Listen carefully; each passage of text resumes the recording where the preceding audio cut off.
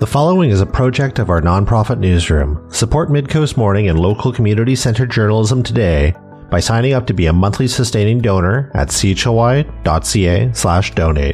It doesn't take much money to support local news. Hello and welcome to Midcoast Morning. I'm Joe Pugh. It's no secret that downtown Nanaimo has developed a certain reputation, according to a recent column in the Nanaimo News Bulletin. That assertion could be backed up by news headlines with the phrase downtown disorder, or by online comments and local Facebook groups where people express a fear of going downtown. Today we'll explore that sentiment with the chair of the Downtown Nanaimo Business Association, who's been running a shop in the area for over 2 decades. But we begin with Eric Morden. He's the author of the column I mentioned off the top. The Masters of Community Planning student at VIU says that what he'd been hearing about downtown didn't match the reality he saw on the ground when he started spending time there. Morden called on community members to take responsibility for the area and create a positive feedback loop through their patronage of downtown. He joined me to share more. Yeah, I grew up in Coquitlam in the Lower Mainland, and then kind of over the last few years, I've lived in various parts of the coast. But this is my first time living on the island. And yeah, I just moved to Nanaimo in the end of August last year. What prompted you to pen a column about Nanaimo's downtown? Yeah, I think especially growing up in the Lower Mainland, you hear things about Nanaimo, and it's kind of developed a certain reputation. And I kind of always assumed that maybe slander, let's call it, was coming from, people that didn't live in Nanaimo. And then, upon moving here and speaking to people, especially longer term residents, I was kind of realizing a lot of that was happening here too. It wasn't just something that, people in Vancouver were slagging the city. It was like, oh, the people that live here are not speaking nicely about the place. What kinds of things were you hearing from people who lived here about downtown? Yeah, just avoid it at all costs. I think that was the one that you maybe saw in my article, but get in and get out of Dodge, or, oh, everything else is great. It's a shame about the downtown, or, just general like negative comments where people were saying, I just avoid it. I don't go there at all. And when I was saying, kind of in response back, I'm like, oh, I actually spend a fair bit of time, in each week down there. It was just like, they're shocked in response. They're like, you actually go there? And well, you mentioned that you've kind of heard these rumors growing up about the city's downtown, and now this school year moved there for the first time. What was it like maybe when you started to spend time downtown Nanaimo? Yeah, I think, immediately I was kind of taken by the quirkiness of it. It doesn't, it's a little janky per se, the way the cities and streets are, the streets in the city are aligned. Interesting architecture. And I was having a fun time just kind of wandering around and checking out, different restaurants, different pubs, things like that. But I wasn't maybe seeing as much of the social disorder or the negative things that you often hear about Nanaimo. I was like, yes, it's present. I'm fully aware that there's struggles within the community, but it was not maybe as visible as I had expected. And even when, you do run into some of the more challenging areas of the neighborhood, everyone's quite friendly. I understand some potential privilege, but I've always felt safe. Downtown Nanaimo, I walk around, I take photos with my camera, I stop in the coffee shops, everyone's quite welcoming, everyone's very supportive of each other. And it just seemed to be a mismatch of what I was hearing versus what I was experiencing. And you've argued that everyone needs to play a role if they want to make the downtown more vibrant. Can you explain maybe what you're calling for or what you mean there? Yeah, I mean, I guess it's in simple terms, it's like, I was just confused where if someone has, a strong enough opinion about a place to comment on it, they should also have an equal, inclination to make a change. I was like, I think deep down these people do care about the city. Otherwise, they wouldn't be speaking about it. If they're completely indifferent to how downtown Nanaimo is in reality, then I don't think it would, it wouldn't occupy time in their minds. But that's not what I was seeing. And at the same time, there's a lot of things, that are already existing in Nanaimo. It's not just about its potential. There are good restaurants, there are artists, there are music shows. And, if we don't go and support these, businesses or artists or individuals, then they won't be able to continue. And then you're kind of in this negative cycle where it's actually is getting worse as a place. So, when we still have the opportunity to support these things, the time is now versus letting the city degrade to the point where there isn't actually anything to engage with in the first place.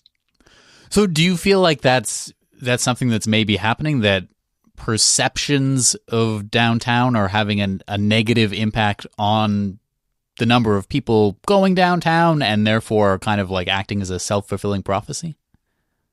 Yeah, exactly. I do think it's a perception thing because, I think we internalize things, and whether we're aware of that or whether that's occurring subconsciously, if we're constantly hearing negative dialogue around the city, or, if you're having a conversation with someone and they're saying, oh, downtown Nanaimo sucks, or, oh, avoid it at all costs, or this needs to change and this needs to change. Well, if you do go downtown, that's the lens that you're going to look at the place with, right? So if someone tells you that, the streets are a mess, maybe the only thing you're noticing is the garbage on the streets. But if someone's saying, oh, there's 5 or 6 music shows every weekend and there's 3 great cafes on one street, for example, then next time you go down, you're trying to engage with those spaces and engage with the community in a way that's more positive. If people do maybe just see in the headlines, for example, last April, Global News reported that the Vault Cafe downtown was vandalized 7 times in a stretch of more than a month, or the glass window of that 50s barbershop was smashed around the same time. If people who maybe don't go there see stories like that in the news, what would you say to them to kind of maybe ease their worries or suggest that downtown is still a place that they can go? Yeah, totally. I mean, and that's tricky. It is a shame that those things are happening, and I'm not denying that there's, unfortunate events occurring in the city. But at the same time, there's a difference between what makes the news and what happens in reality. And so on one side, we could look to have more positive news stories coming out of Nanaimo rather than, solely focusing on the negative things that are happening. Maybe we rather than the Vault having 7 windows smashed, maybe the articles about the Vault having 7 shows in a 2-week span or something. But at the same time, I've kind of joked with this with some of my classmates where if you read the news, it almost feels like I'm living in a different city, where it's like I'll be downtown and I'll pull open the news and you read all these things and you're just like, wow, this is horrible that this has happened, but like I didn't experience any of this. So, I think those are the things that jump out are, they're catchy news titles, and it's easy to write a piece on something negative that's happened. But I don't know whether that's the role of citizens to think critically about the news, or whether that's the role of journalists to, spread positivity as well. It's a complex thing, but I think it's just go down, experience it. There's going to be things that are difficult, but there's also the opportunity for good experiences. And it's a tricky one. What are maybe some of your favorite parts about downtown Nanaimo? Yeah. I think it's, locationally is great. First of all, the location of downtown Nanaimo, it's right on the water. So, kind of, even if you're parked in, the old city quarter or somewhere else, like you're never that far away from the water. So say I'm going to a coffee shop, do some homework, I'll usually just go for a short walk as well and go down to the ocean. So yeah, the walkability of downtown Nanaimo is great. I'm personally a big fan of kind of the historic buildings and architecture. Especially I'm a big fan of the old city quarter. I like walking around there on a sunny day and then crossing over the bridge on Bastion Street and then kind of doing a loop of Commercial Street. In your column on this, you pointed to, not every city in the Lower Mainland has necessarily a space like downtown Nanaimo. Yeah, totally. And maybe that's just my own personal experience growing up in kind of the suburbs of Vancouver. I've always loved, Vancouver itself has great pockets of, Main Street and Kitsilano, Gastown, Yaletown, whatever. But a lot of the other communities in Vancouver or in the Lower Mainland, they don't really have a centralized downtown core that's, walkable and it's a place you can meet people and, catch music or food. So I think in that sense, Nanaimo is quite unique. It's an older community. It's, it has a unique built form and it has, age and in density. And, it'd be nice to see more houses down there to kind of help activate those spaces as well. But it has, good bones, and it's really hard to create authentic communities from scratch. So I think in that sense, Nanaimo already has, a good starting off point. Eric Morden is a student in the Masters of Community Planning program at Vancouver Island University. Midcoast Morning is made possible by the Community Radio Fund of Canada's Radio Meters program and listeners like you. Support Midcoast Morning and CHLY's nonprofit newsroom today by becoming a sustaining donor at chly.ca/donate. Local news can't survive without your support. Another way to help us out is to share this show with your friends and tell them why they should support us. Finally, if you're listening to the podcast edition of Midcoast Morning, go and give us a positive review on Apple Podcasts or whatever podcast feed you use. It helps people find us. We're talking about downtown Nanaimo on today's program. Fred Jeffrey has been a business owner in the area for more than 2 decades. He's also chair of the Downtown Nanaimo Business Association. Earlier this week, I paid a visit to his store, Lucid, to ask about downtown Nanaimo's reputation. My name is Fred Jeffrey. I own Lucid. It's a clothing store in downtown Nanaimo. We've been here for about 20, actually we just had a 21st anniversary as of April 1st. And I'm also currently sitting as the chair of the Downtown Nanaimo Business Association. So, well, happy anniversary. Thank you very much for welcoming me into your space here at Lucid. What do you tell people about downtown Nanaimo? In all honesty, having been here for 21 years, I tell people downtown Nanaimo is actually better than it's ever been, just in terms of the variety of stores that we have, the selection of restaurants, as a place to come and to just enjoy what a downtown would have to offer, just in terms of services and as I say, places to eat, cafes. It is better than it has ever been that I've seen in the last 21 years. So when we first opened up, I was one of 2 clothing stores, I think. The restaurants were sort of few and far between. There wasn't a great deal of selection. Or, there's some really good quality restaurants, but now it just seems like people come in all the time and ask where a good place to eat is. And I say, well, what do you want to eat?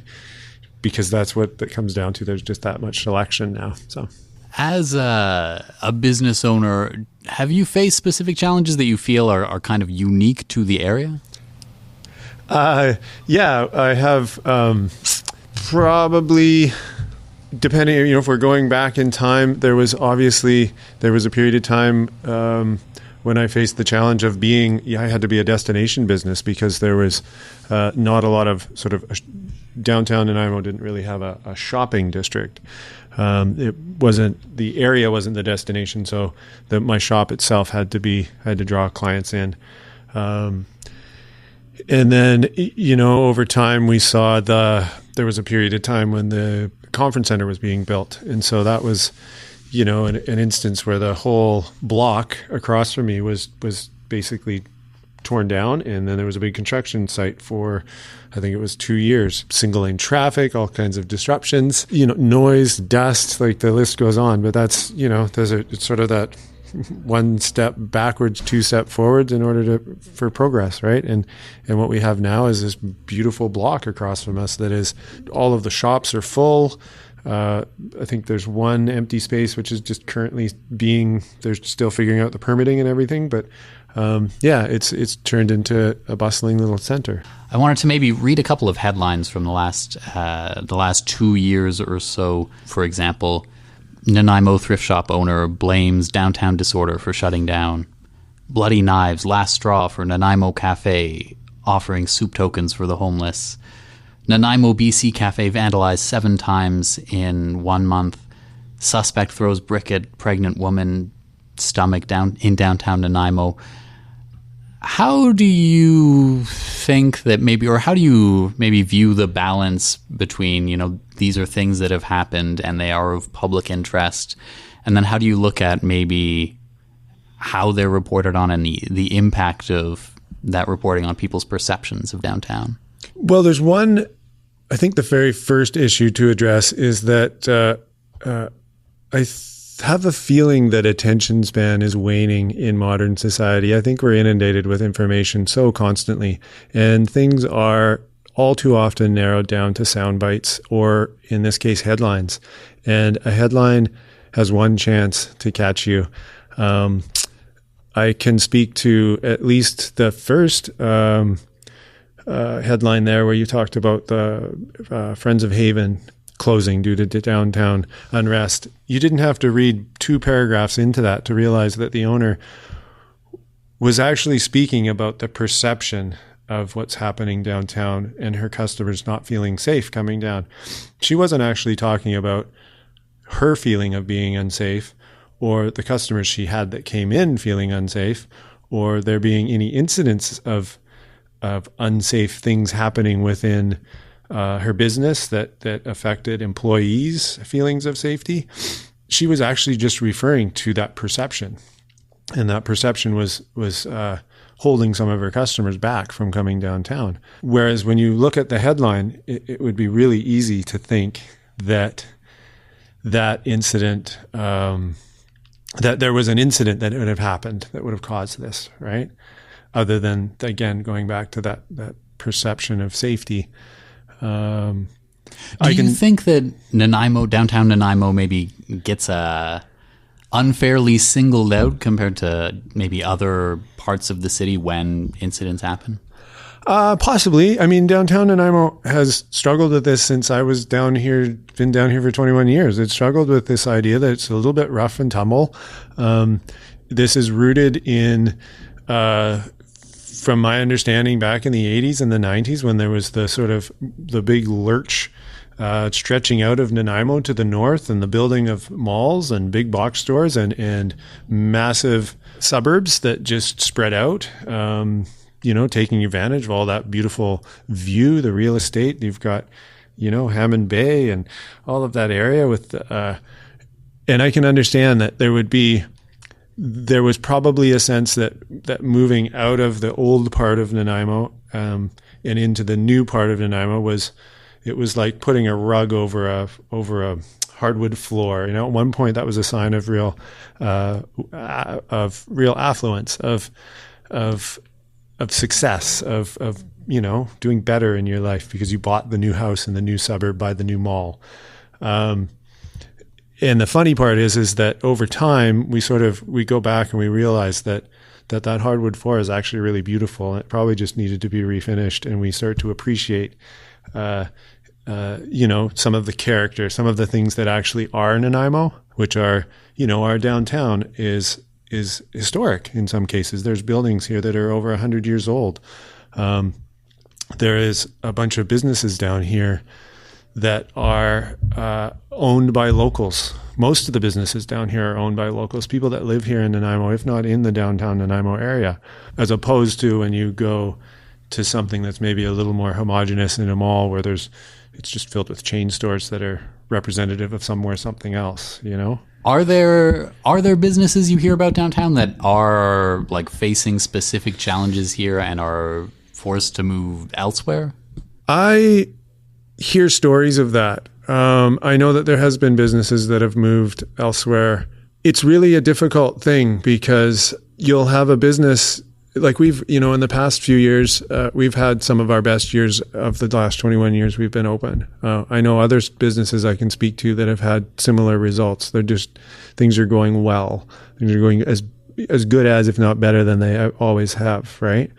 I think I have a pretty good data set of having been down here for as long as I have, that if I have my best year ever, that means things are going good, that there's traffic coming downtown. And I go back to an idea that downtown is I'm no longer a destination business. Downtown is a destination shopping area. So it becomes really difficult when I hear that other stores are struggling and then they turn around and blame things on the social unrest because that's not, or what's happening out on the street, because that's not necessarily reflective of what's happening in my business. It's really difficult sometimes when we go through struggles to turn the light on, to look in the mirror and see what we're doing wrong, as opposed to start blaming external factors, which in many cases we don't have control over. And so it becomes easier it becomes a lot easier for us to maybe not take that personal responsibility. Now, I can't speak to any business that I know of specifically that has been downtown and then has moved somewhere and seen a great deal of success in that move. But I know that there's a bunch of great businesses that have chosen to stay down here despite everything that's happening, and they continue to thrive. It's not without challenges. It's not without ups and downs. Right now, I would say, in all honesty, a bigger hindrance to people coming downtown is actually the construction that's happening. And this goes back to the same idea with the conference center. Sometimes we have to take a step back to take 2 steps forward. And the end result of what's happening with the construction and the street redesign will actually be really wonderful. It'll really upgrade everything. It'll be much more functional on many different levels. And it's a part of infrastructure upgrades that are happening beneath the surface that need to be done. So we don't have water mains breaking, and we can, have reliable services. And then as a result of that, they'll redo the surface and it'll look even better than it does. That being said, it's just something we have to endure and something we have to get through. So, are there any maybe actions that you think individual people can take to maybe address either the perception that there are issues downtown, or if there are issues, the issues themselves? Is there anything you think an individual person driving in their car or listening in Nanaimo can do to make a change for the positive? So there's a few different things. One of them, and I try to tell this I try to repeat this as often as possible.